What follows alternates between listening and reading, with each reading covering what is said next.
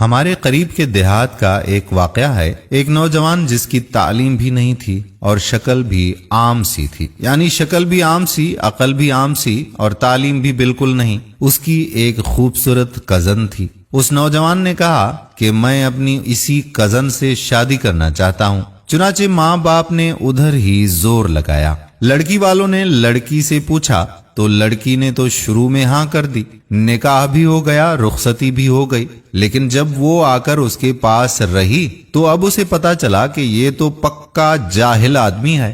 وہ سوچ میں پڑ گئی کہ نہ عقل ہے اور نہ ہی شکل، زندگی گزرے تو کیسے گزرے۔ چنانچہ اس لڑکی نے دل ہی دل میں اس نوجوان کو ناپسند کرنا شروع کر دیا، مگر خاموش رہی۔ شادی کے 3-4 دن بعد عام طور پر دلہنیں اپنے ماں باپ کے گھر جاتی ہیں۔ یہ لڑکی بھی گھر گئی۔ اس کے دل میں یہ بات تھی کہ اب میں دوبارہ اس کے گھر میں کبھی نہ آؤں تو زیادہ اچھی بات ہوگی، مگر اسے ماں باپ کے سامنے بات کرنے کی جرت ہو ہی نہیں رہی تھی، کیونکہ ایک تو قریب کا رشتہ دار تھا اور دوسرا شروع میں ہاں بھی کر چکی تھی۔ 2-4 دن بعد خاوند لینے کے لیے آ گیا۔ ماں باپ نے کہا کہ بیٹی تیاری کرو، تمہارا میاں تمہیں لینا آیا ہے، جاؤ اس کے ساتھ۔ چنانچہ اس نے اپنا سامان باندھا اور اس کے ساتھ چل پڑی۔ انہیں ایک گاؤں سے دوسرے گاؤں جانا تھا۔ راستے میں اس نے خاوند سے کہا کہ مجھے پیاس لگی ہے، مجھے پانی چاہیے۔ خاوند نے بیوی کو بٹھایا اور گٹھڑی رکھ دی اور پانی کی تلاش میں ادھر ادھر دیکھنے لگا۔ وہ ایک بڑی نہر کے کنارے پر تھے۔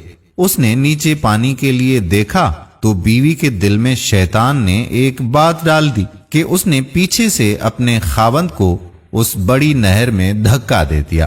جب دھکا دیا تو خاوند جا کر نیچے گرا۔ اس نے دل میں یہ سوچا کہ اب یہ مر کھپ جائے گا اور ہمیشہ کے لیے اس سے میری جان چھوٹ جائے گی۔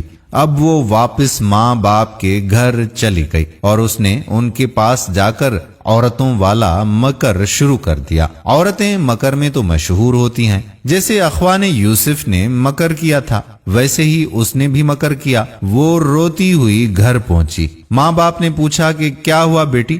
تو کہا کہ خاوند مجھے بٹھا کر کہیں چلا گیا، میں اتنی دیر تک اس کا انتظار کرتی رہی، میں اکیلی تھی، مجھے ڈر لگنے لگا کوئی غیر مرد آ جاتا تو میرا کیا ہوتا، مجھے جان کا بھی خطرہ تھا اور میری عزت کا بھی مجھے خطرہ تھا۔ وہ تو بڑا بے پرواہ سا آدمی ہے، اسی لیے میں واپس آ گئی ہوں، ایسے انسان کے ساتھ میں بھلا کیسے رہ سکتی ہوں۔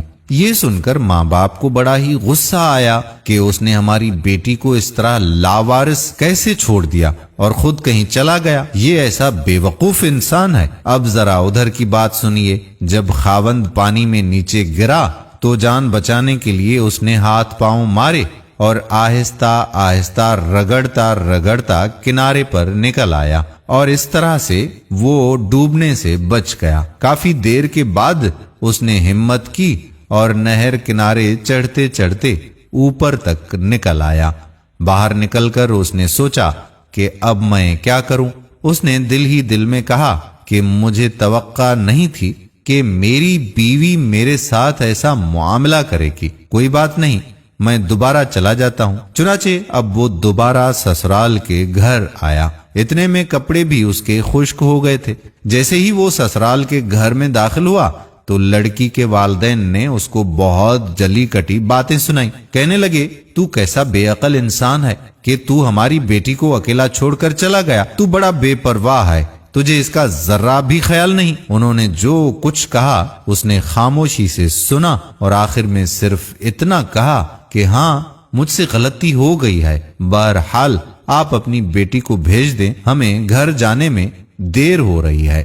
بیٹی سے انہوں نے کہا کہ کوئی بات نہیں، اب تم اس کے ساتھ چلی جاؤ۔ اب بیٹی تو چل پڑی، لیکن اس کے دل میں ایک بات بار بار آنے لگی کہ اگرچہ یہ ان پڑھ تھا، اگرچہ یہ بے عقل بھی تھا، شکل بھی اس کی اچھی نہیں تھی، مگر اس نے میرے ماں باپ کے سامنے میرا عیب تو چھپایا ہے۔ اس کا دل بہت بڑا ہے نا، اگر یہ میرے ماں باپ کے سامنے میری حرکت کھول دیتا تو میں تو ماں باپ کو چہرہ دکھانے کے قابل بھی نہ رہتی، اور اگر یہ چاہتا تو آتے ہی مجھ پر حملہ کر دیتا اور مجھے مار بھی سکتا تھا۔ اس ایک بات پر اس لڑکی کے دل میں خاوند کی ایسی محبت پیدا ہوئی کہ اس نے اپنی بقیہ پوری زندگی اپنے خاوند کی محبت اور اس کی خدمت میں گزار دی۔